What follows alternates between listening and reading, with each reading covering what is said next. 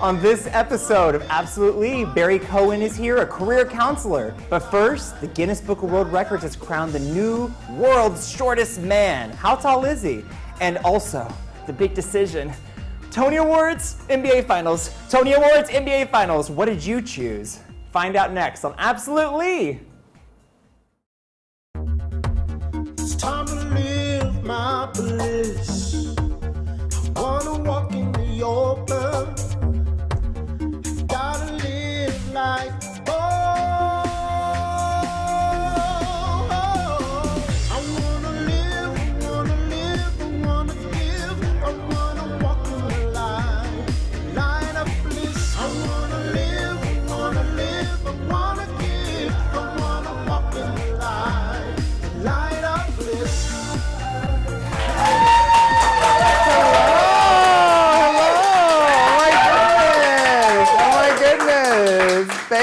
Thank you. We're on. We are trying something new today. I think this is going to be great. We were trying something new. Like, yeah, let's see how this works. I'm so excited. Thank you so much for coming. Oh, I am so excited for today. We have a lot of great things coming on this episode. Barry Cohen is here, who's a career counselor. We'll be doing an interview with him in our second segment. But first, I have a lot of great news for you, things to talk about, things that everyone is wanting to know the answers to, because I have all of the answers. That's what I like to think, at least. You know, it's all up here. I have all the answers. Well, first of all, look at my lovely outfit. I'm so proud of myself. I just think I'm looking real cute today with my brown. Thank you, exactly. I thought so too. I was looking at myself and I was like, wow, today is one of those days. And I heard people whistling. I thought it was in my own head, but apparently, that's good. So let me just ask you, what should I be talking about first? NBA Finals or the Tony Awards? Which one is Tony Awards? Exactly. See, that's what I thought. My cameraman disagrees. Marco's like, no, NBA Finals. I know. Everyone had to make a choice this Sunday. It was Tony Awards or NBA Finals, or if you're lucky enough to have a TiVo that has 2 cable cards, you can get both. You are set. And so I only TiVoed the Tony Awards, but that's no hate on Dallas Mavericks because I'm from Texas, and yeah, thank you. I love how supportive you are of all the Texas people, all the Texas people at home watching this. Thank you. Let's talk about the Tony Awards. For those of you that aren't in New York, all of these New Yorkers probably know when I say the Book of Mormon, that's not what you think it is. The Book of Mormon racked up 9 Tony Awards, including Best Musical.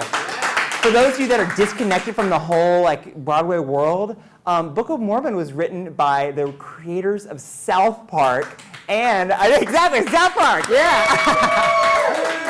And one of the writers for Avenue Q. So as you can imagine, it's a little, what's the word? Not off color, but yeah, probably off color. But it is meant to be hilarious. And we saw one clip on the Tony Awards, I believe. And he was holding a hand of a guy, and the guy was like, no, I'm not feeling this. I don't know who you are. Amazing. Go watch it on YouTube.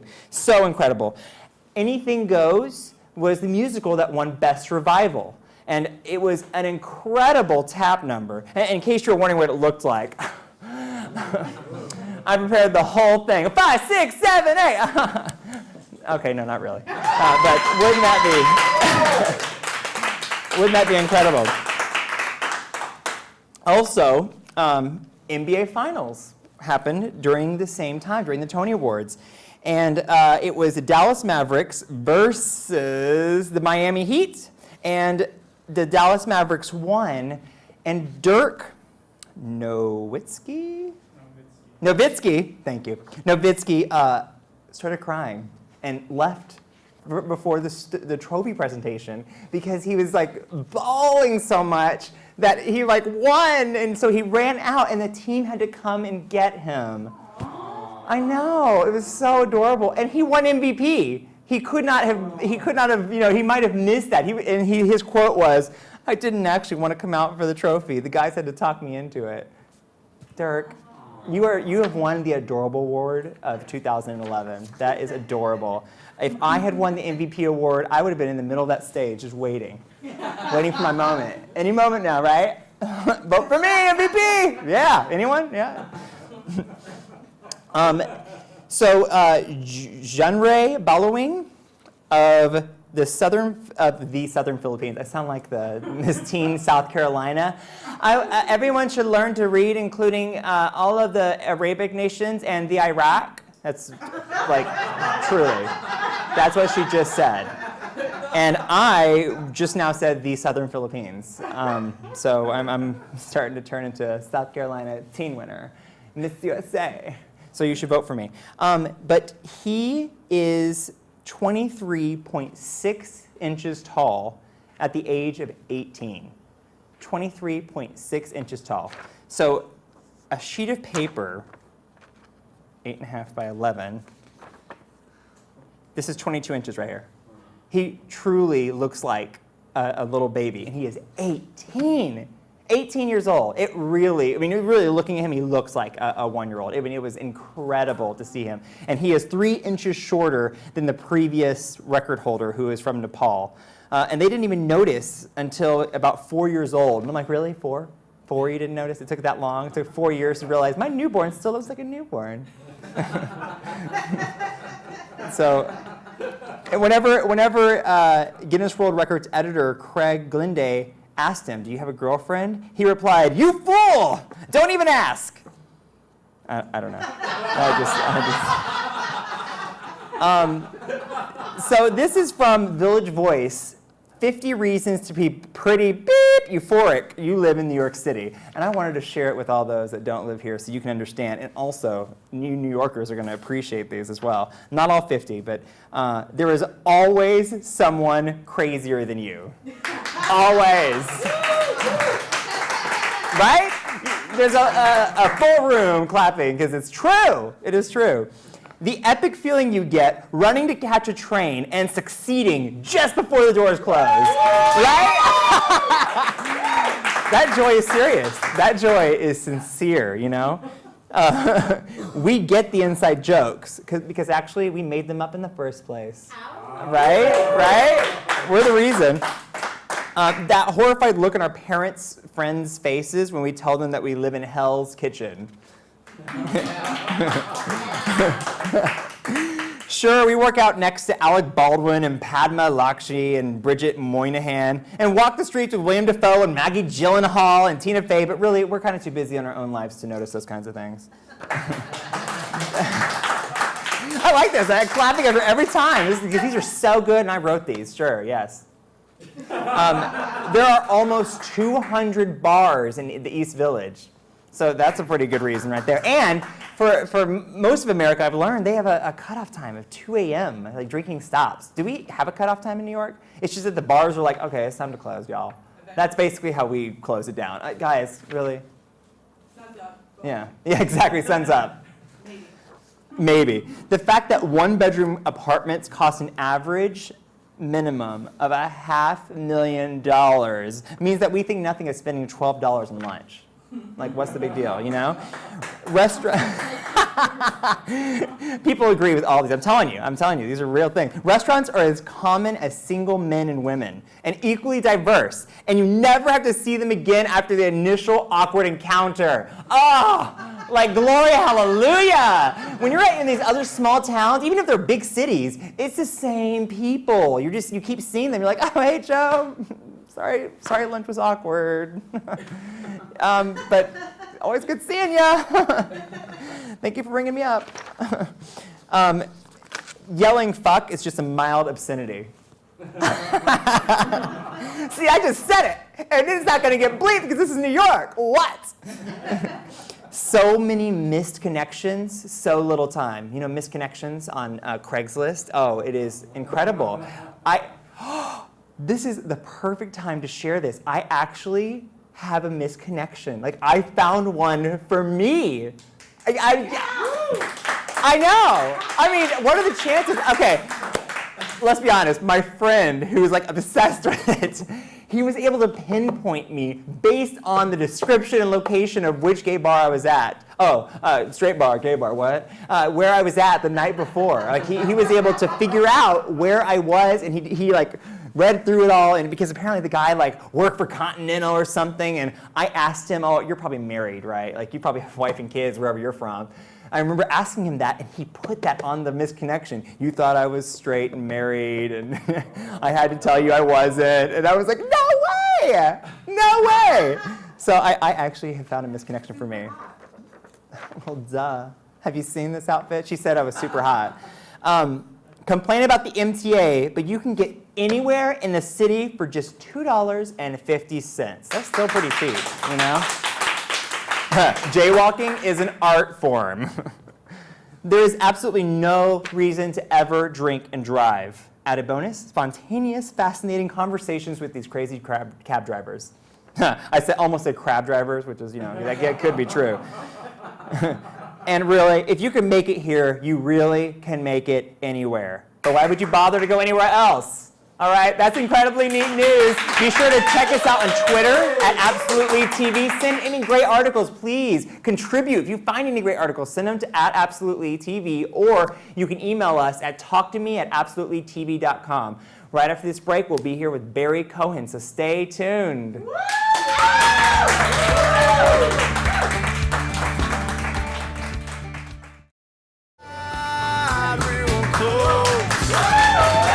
Welcome back to Absolutely.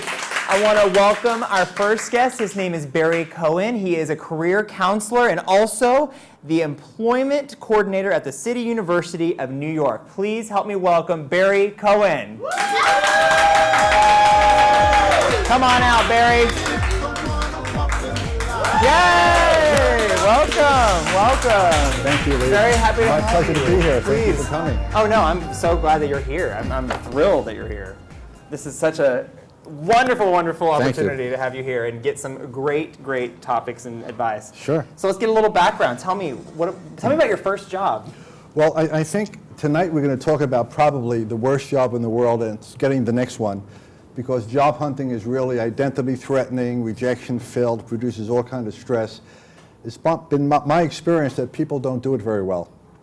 To answer your question, I'll tell you a little bit about my background, how I got to where I am. In my present position, as you said, I oversee job development for 14 out of 19 city colleges. Now, how I got there was interesting. My first job at a school, I used to sell the Webster's Unabridged Dictionary, the 12-pound one, and the King James Bible, you know, the white one where the words of Christ are printed in red, door to door. And the only reason, I got that job, I really couldn't get anything else. I stutter, it made me extremely sensitive and shy. High school was a horror for me, and college was even worse, because if the teacher called on me and I knew the answer and I would block, and I heard a giggle, I'd rather take the D. And when I came out of school and started looking for a job, I couldn't get hired on a bet, because every time I went for the interview, every time, and the interviewer said to me, all right, young man, tell me a little bit about yourself. I told him, I have no money, I live at home with my mom, and I'm looking for a job. That was the truth. And when I didn't, when I didn't get hired, I wanted to work. So this company hired me. They put me on their commission incentive program, straight commission. Gave me 2 sheets of a typewritten sales presentation to memorize. It was called the pitch. And I was trained by having a manager say to me, okay, kid, get them, and they put me out. Now, in looking back... Get them. Get I like them, that. yeah. That's training. That's training. Okay, hey, you're hired? Get them. Get them. Thank you. What? In looking back, I wasn't nervous. I was terrified, because I realized I have to do the same thing that job hunters don't like doing. You know, be honest, we don't like talking to strangers. We don't like ingratiating ourselves, getting them to like us so they'll hire us to buy a product. We don't like asking for money. We don't like being wrong. We don't like being rejected, do we? No. Which is really what the interview process is all about. To make that story very short, I was there 11 years. I left controlling 48 salespeople in 3 states. And I added up once, I sold over 14,000 dictionaries.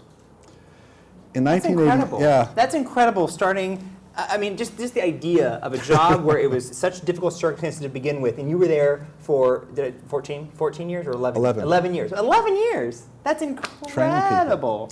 In 1987, I was recruited back to New York by a startup company who wanted me to put together a sales force, for which I did. In fact, I found my old business card. It's an old card, but you know the firm. Can you believe that? Here, Yeah, I can give you some more room it's here. true. For Snapple. And it was great fun making the baby and seeing it run. I used to crisscross the United States, training people, hiring people. But a year and a half later, the company was acquired. You know, Snapples was sold 3 times. And on a Friday afternoon at 3 o'clock, they got all of us in a room. No owners came in and fired us. Nothing personal, it's a business decision. If you've ever been let go, it's embarrassing, you're angry, you're frustrated. What am I going to do Monday? Became personnel director for an advertising agency. And then for 10 years before taking my present position, Leigh, in fact, how I wrote my book, I was involved in a closet industry then called outplacement. Have you ever heard the term? I have not. Outplacement. I hope you don't. No, it's a term that's used in private industry when the company is going to downsize. Ever hear that word? Yes. Oh, yes. Well, the new term is right size.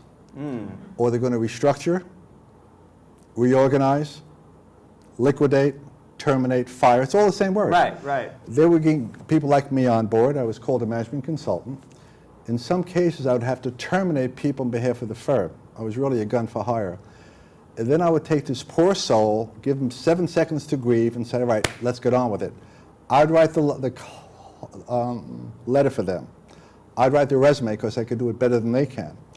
I would tell them what to wear, how to wear it, what to say, how to say it, coach them, give them the script. And I was happy with what I had, try to get them hired elsewhere quickly. Now, can you guess why a company does that? So they don't have to do it themselves? I mean, Nope. That's part of it, I would assume. It's always about the money. You eliminate the risk of being sued, right? They fired me because I'm over 50, black, white, Hispanic. The quicker you get hired, they don't have to pay unemployment insurance. And look at the wonderful public relations they get. We had to fire him, but we're helping him. And there's a fourth reason. You don't come back with a gun and shoot everybody, you know, disgruntled employees. And it was there, it's the truth. And it was there that I learned that the best people don't get hired. The people who know how to get hired, get hired. In fact, what I did with my book was interesting. Every time we'd send somebody out for an interview and they got hired, I would debrief them. Like, what did you say when the guy said you're over qualified? And I said, that's a good answer, and I'd write the answer down. We'd write a letter for somebody, send it out, and it worked. For example, have you ever seen a want ad where they say, unless you tell us your salary history, we won't even consider your application? Well, we know the person who mentions number first loses. I heard that one time. I heard that one time before, that if you should not mention the number first. So we wrote a letter. We wrote this PS. I've intentionally neglected to state my salary history simply because I don't want to disqualify myself by a number. Since my background and qualifications match your preferences, I'm sure once you meet me, salary won't be an issue. In other words, you're not getting it. It's a great answer. Then we realized that people were being asked illegal interview questions. I'm not allowed to ask you how old you are. Send me your headshot. Nope, that's illegal. Yeah, right, exactly. I am allowed to ask you if you're over 18. I'm not allowed to ask you where you were born, what your sexual orientation is. You are allowed to answer any question that you feel is illegal by saying, I'm duly qualified to perform the duties and responsibilities of this position, like taking the Fifth Amendment. And so that's how I put everything together. And I love what I do. It's really fun. That's incredible. And it's a great opportunity that you've put so much wisdom into one book that is... Well, it's collective. As I said to you before, if you steal a little, it's plagiarism. If you steal a lot, it's research, and I do research. Because I'm not going to reinvent the wheel. If it works, it works. What's interesting is that the letters in here have been resold for $90 each. If you come to me for a letter, I'll use one of mine, twerk it, put your name and address on it, $90, okay? Here you have it all. Thank goodness. A nice connection to have. BarryCohen.biz, all right? That's where you need to be looking for. What do companies look for when they're looking for new employees? Well, the reason you get hired is basically for three reasons. One, that you can show a company you can make them money, increase their revenue. Two, you can cut their costs and save them money. And three, you can solve their problems. Production problems, administrative problems, whatever. And so just so you understand the marketplace, there'll be three stages in being hired. First stage is get your interview. And here's where your cover letter and your resume are not only important, but critical. Because we all know you don't judge a book by the cover, but we do, don't we? No, that's exactly right. You're looking at the cover first. I mean, that's the truth of what it is. Second stage, once they invite you in for an interview, you have to convert that interview into a job offer or a referral, correct? My attitude is you come in with nothing, go out with something. And third, you have to get the money. You never get what you deserve, Leigh. You get what you negotiate. And to me, the negotiation process starts with the resume. Because if you do the right kind of resume, they know they can't invite you in and talk about $10 an hour anymore. They have to look at you as a major force. Let's talk about that resume. What are these, like, I guess the biggest resume mistakes? What? There's so many. I know, I'm sure. What are common ones, I guess? Common ones, at the very end, you put references or requests. I mean, that's obvious. Two is that you start your resume by saying responsible for. Who cares what you're responsible for? What are your accomplishments?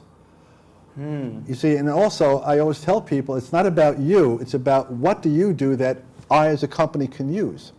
Because the real deal is this, you want to get hired, right? You want to make more money, you want a nice place to sit, a windowed office, you want a support staff to help you do whatever it is you're going to do. I'll give you tuition reimbursement, you can go to school for nothing. Oh, that'd be great. If you travel in my name, you're not sitting in the back of the airplane with those people. And you're certainly not staying at a Holiday Inn. And I'll pay your benefits for you. And if you're still with me at the golden age of 55, Leigh, I'll retire you and pay you every single week for the rest of your life as services rendered. Not a bad deal, is it? Not at all. What do I get back for my money? Isn't that the real issue? Companies are willing to do this for you. What's in it for them? And I say to my students the same thing. What's the first thing a doctor says to you when you walk into his office? What's wrong? What's wrong? Wouldn't it be wonderful for you to go into an interview and saying, here's who I am, here's what I could do for you, what's wrong, how can I help you? Turn the whole thing completely around. You can ace that interview immediately.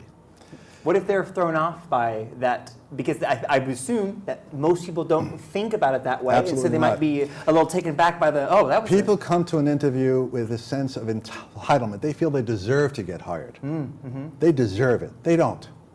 I did a workshop a week ago for dislocated employees at Fort Monmouth. Fort Monmouth is a fort that it's being closed. 3,000 civilian employees are being let go or furloughed. And there was a young man in the workshop. He was 55 years old, and he said, I gave them 20 years of my life. I was loyal to them. How can they do this to me? And I said, they don't owe you anything. They took care of you for 20 years. They paid your medical bills for 20 years. They sent you on a vacation for 20 years, right? They paid all of your expenses for 20 years. They don't owe you anything. That's tough for people to hear. I mean, Exactly. that's tough for It's people a real to hear. world. Exactly. God. So you have to get your mental capacity in. And so understand that the interview process is really not about you, it's about what you do that I, the employer, could use. So always talk in terms of what you could do for them. Before we go further on the interview, I want to ask something about, let's say we have the resume ready to go, we've worked with you. Okay. How many applications or sending out for submissions would you recommend a week? Like 3, I would 5, do or 10 to 15. 10 to 15? Wow. Because you have to chop wood. You don't know what resume is going to hit somebody who calls you in and get hired. Because if you send out, let's say, 12 a week, in a month you sent out 50, correct? Let's say the month after that you send out another 50. Now you just sent out 100, correct? Okay. Out of 100 of your mailings, how many interviews do you think you might get? I would think 10%. That's my number, Okay. Let's say 5, okay? Yeah, okay. Out of 5 interviews, how many job offers do you think you might get? Let's hope 5 with my charm. Nope, it's not going to happen. Maybe 2, correct? Right, okay. So you have 2 aces, right? Yes. Now you get called back for another interview. How do you think you're going to interview at that point? Well. Desperate or Yeah, cocky? right. Yeah, exactly. And so you always should interview like a job holder, not a job hunter, even though you're not.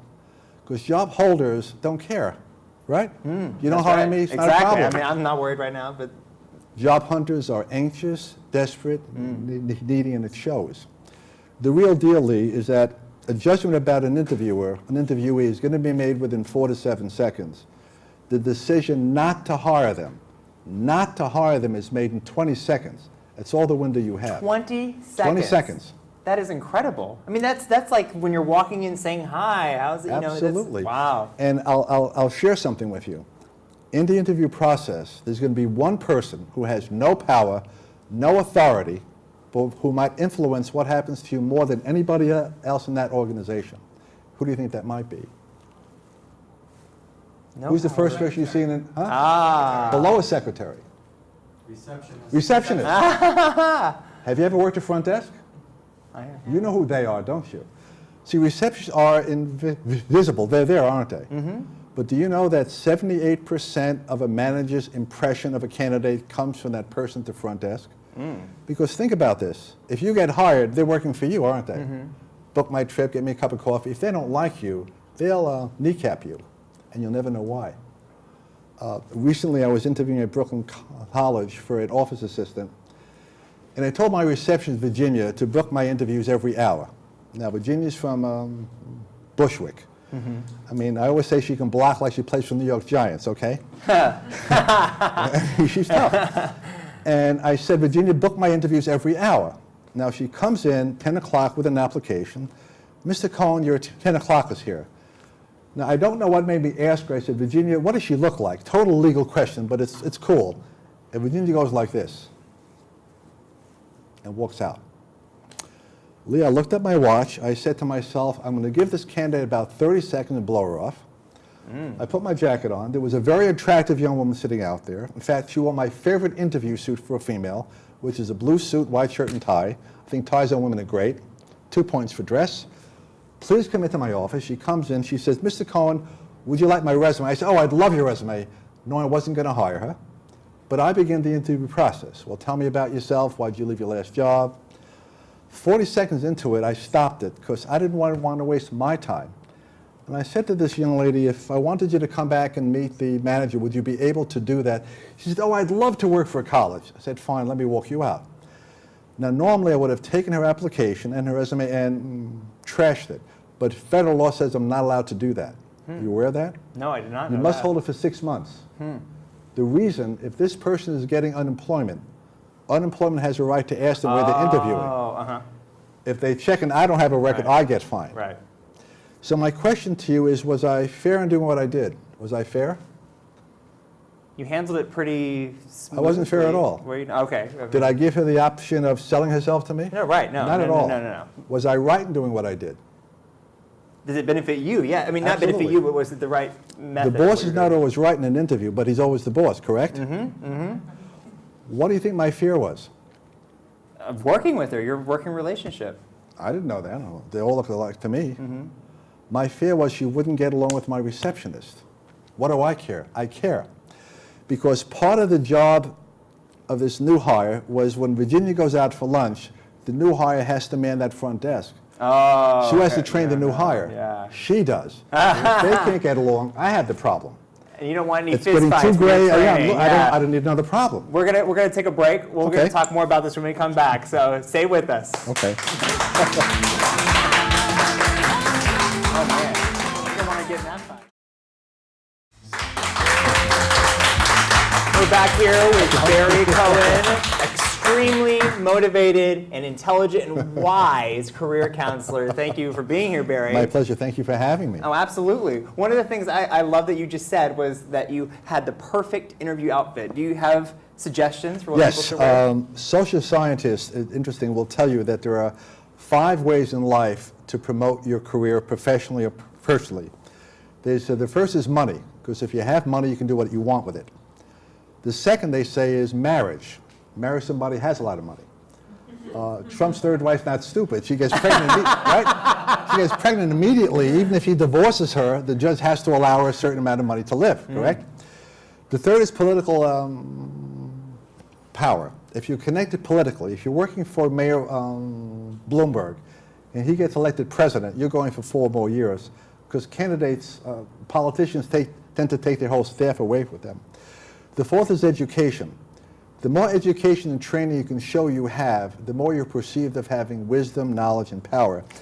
A recent article in Cranes said that a college degree today is worth $23,000 more than a high school diploma. 23,000. Wow. A master's degree even more than that, a PhD even more than that. Does it mean these people are better? No, but that's what the marketplace decides. But to say the greatest tool is what they call impression management, which is controlling how people perceive you. Because there's good news here and bad news. The bad even news. at the interview, Absolutely. even at that, I mean, it's, maybe especially at the interview, it's where impression management begins. Exactly. If you have all the skills a company wants, you have the talent, you have the know-how, but your perception of you is that you're difficult to get along with, you're never going to fit in, you're a pain in the neck, you're a loser. The good news, if you don't have the skills the company wants, you don't have the expertise, but you have the passion, they like you, they'll hire you and give you a month to get up to speed, you're a winner. So how do you control that? Well, they say that 60% of an interview's impression of you is dress. It's that high. 23% is dialogue, is what you say, and 17% is your overall demeanor, how you sit and how you act. And I think the one group of professionals who pick this up, especially dress, are lawyers. Ever see a lawyer in court?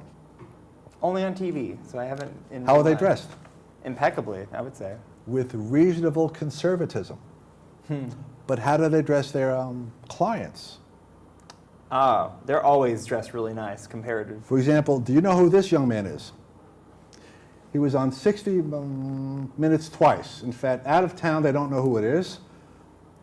This is John Gotti Jr. coming out of federal court after he was arraigned for murder.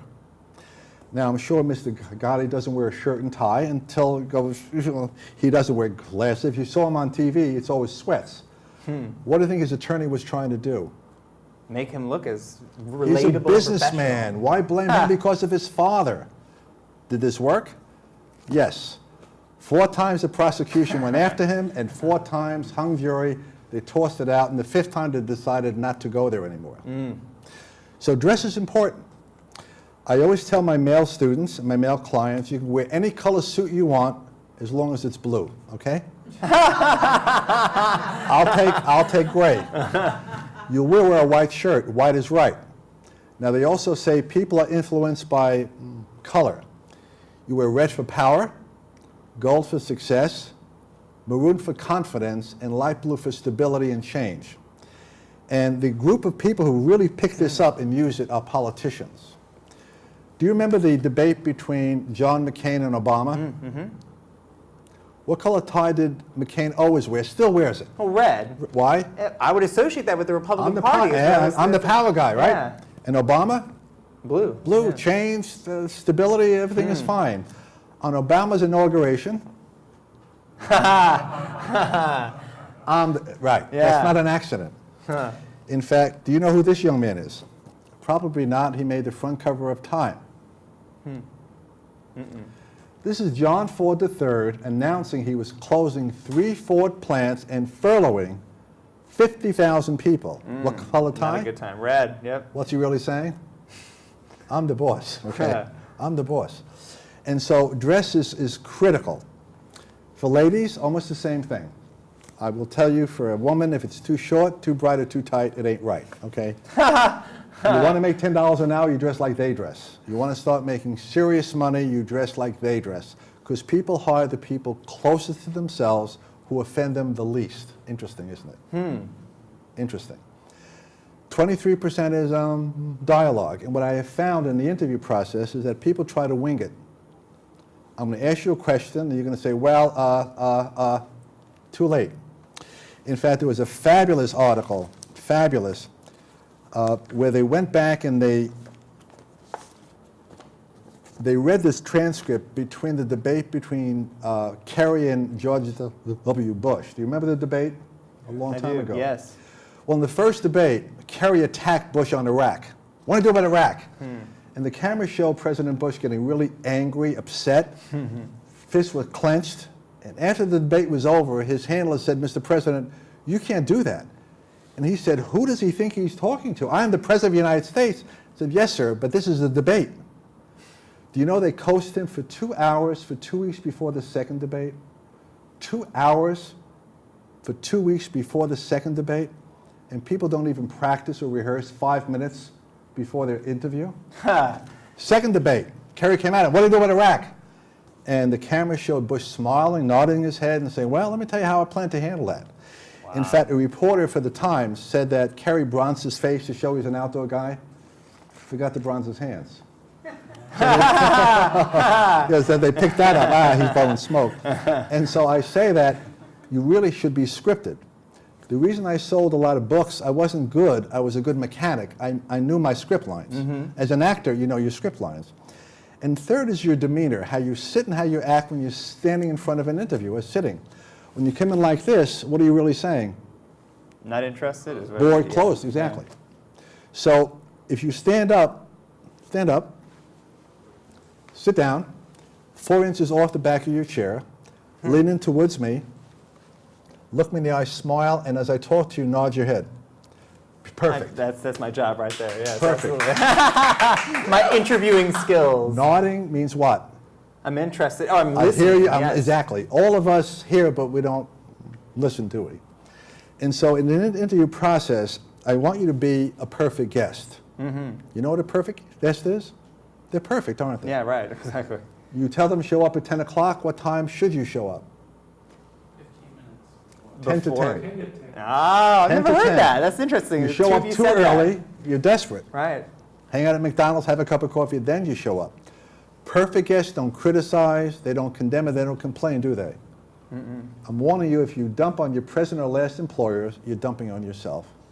And what should you get in the mail 4 days after somebody's been in your house, slept in your bed, and eaten your food? The thank you letter. And how many people do that? Very few. Page 36 of my book, 112 people have used it to get hired.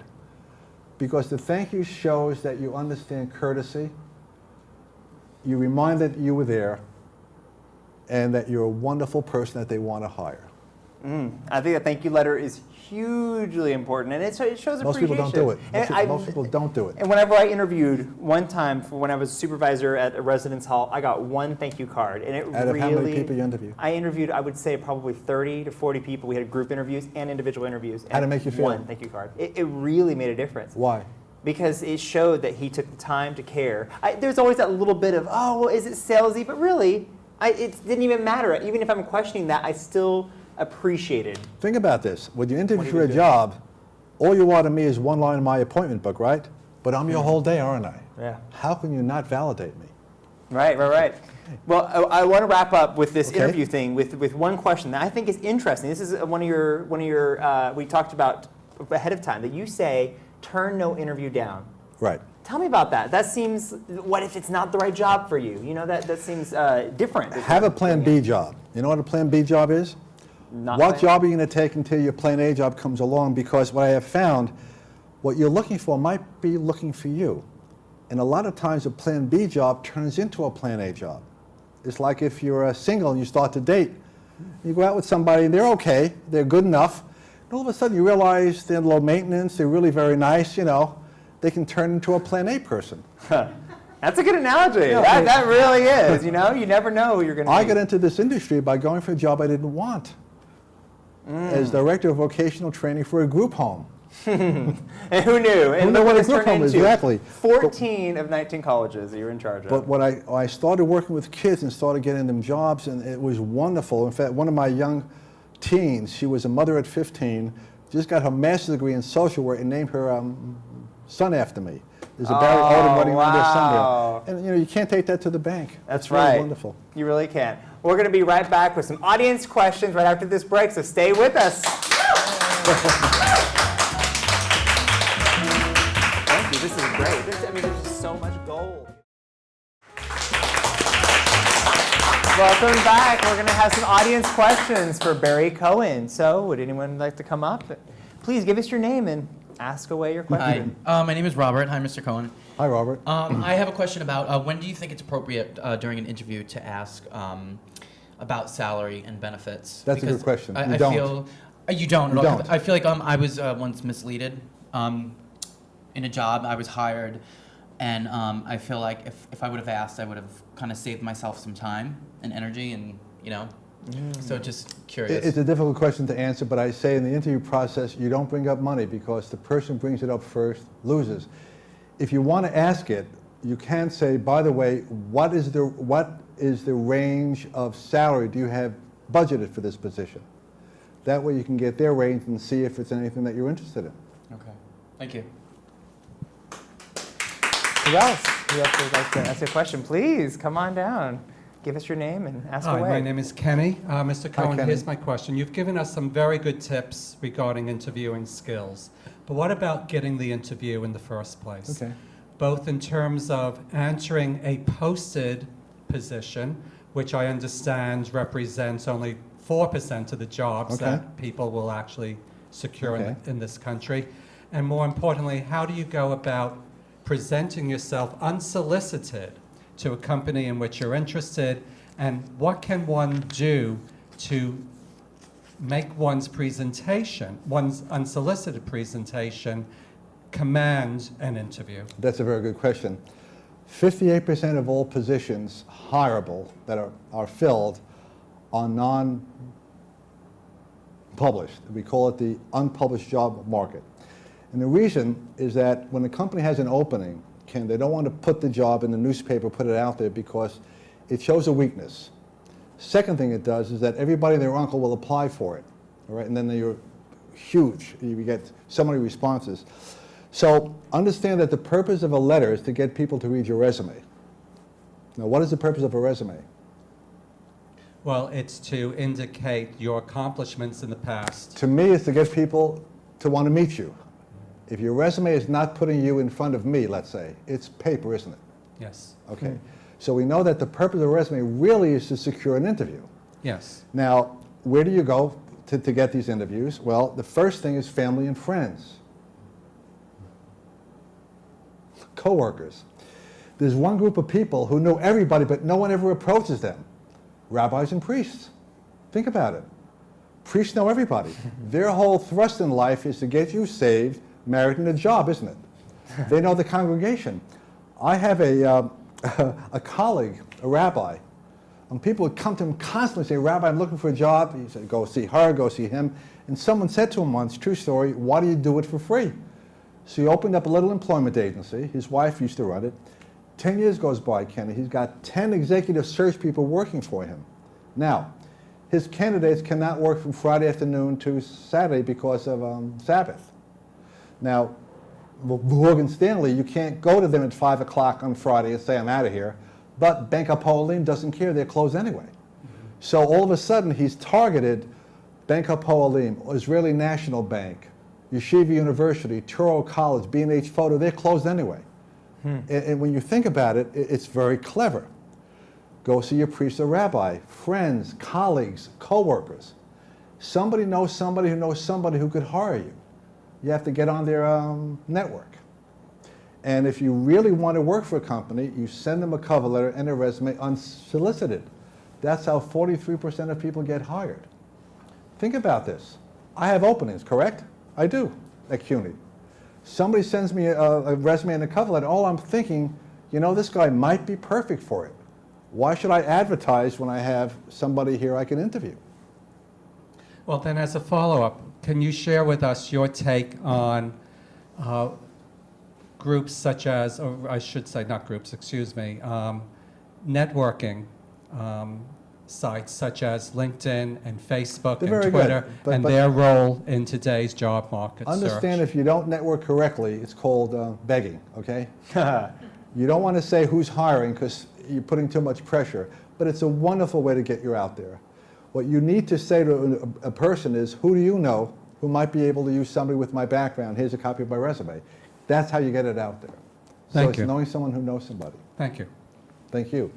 Thank you very much. We're going to take a break. We'll be right back after these messages, so stay tuned.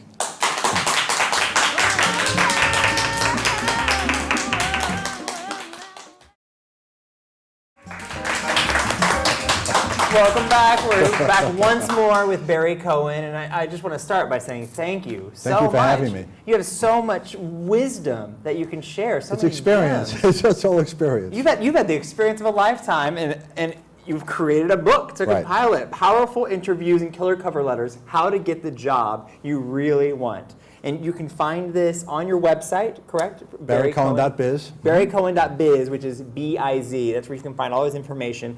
And if people want to employ you as well as a career can call me. counselor, They can call me. do the same thing by going to Barry Cohen's website. So please check that out as well. How would you summarize this book? What is the You content? said it's gold. Yeah, exactly. I The really stuff think in it's here gold. works. I mean, it really works. It's not just my idea of what an interview should be. Everything in here has been tried and tested out in the field. You know, people have used it to get hired, which is the best testimonial to me. No kidding. If it works for one, it can work for many. Absolutely. Especially if it's not the same company giving the same Absolutely. tactics. Absolutely. And I will tell job hunters something else. When you go out there, you have to eliminate toxic people from your job search.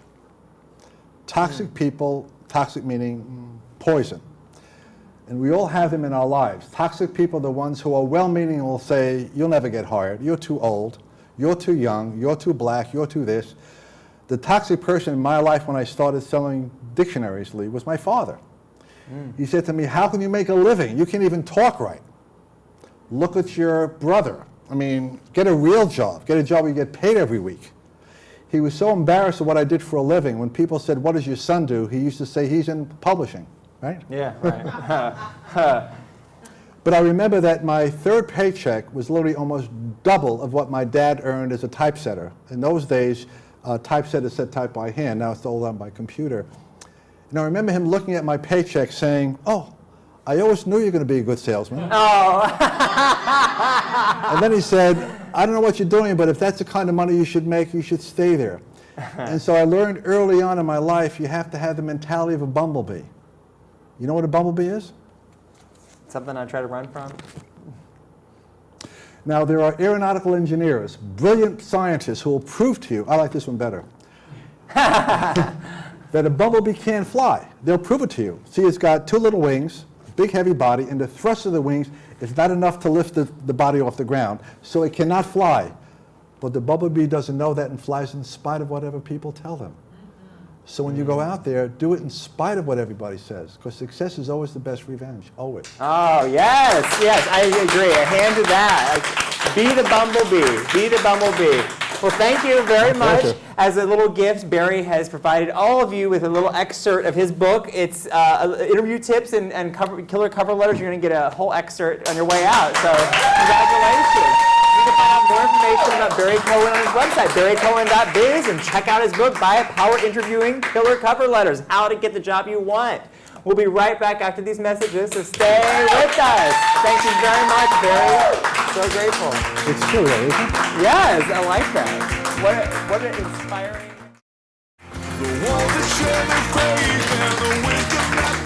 Thank you for coming back. I want to share with you my truth of the day. Today's truth of the day. First of all, that logo, I just can't get over it. It's just such a pretty logo. It looks real nice, you know. I'm so honored to have such a great graphic designer. My truth of the day comes from this past weekend. I was in a life coaching school this weekend for 3 long days. And in that process with life coaching, one of the biggest things they teach you is to ask open-ended questions. And that's all you can ask, and you have to keep asking. And everything that the person that you're working with needs to know is within. All of the answers lie within. My purpose in saying that the questions are open-ended is that they're not sentences. You're not telling them what to do. All you're doing is helping them discover on their own answers. And that was a huge moment for me to think about that and say, even when someone I don't know or don't trust or don't think they know could hold within them the answers, that changes everything. That changes how I look at them. That changes how I approach them. And I challenge you, take that on. Just try that on for a week, for 2 weeks, to think to yourself that the answers for yourself lie within, and the answers for everyone you know lie within them. It's about having a moment and opportunity for them to access it. Help be that person for someone. Ask them questions and be an active listener for them. See if they can come up to their greatest self. Thank you so much for tuning in today. I want you to please, please, please follow us on Twitter at AbsoluteLeighTV. You can also find our Facebook, facebook.com/Leigh Cambry fan page. You can always download this on eGarage. Send us an email, talktome@absoluteleighTV.com, or check out our website. All of this can be found there at www.absoluteleighTV.com. Thank you for tuning in. We'll see you next week, all right? Take care. My bliss.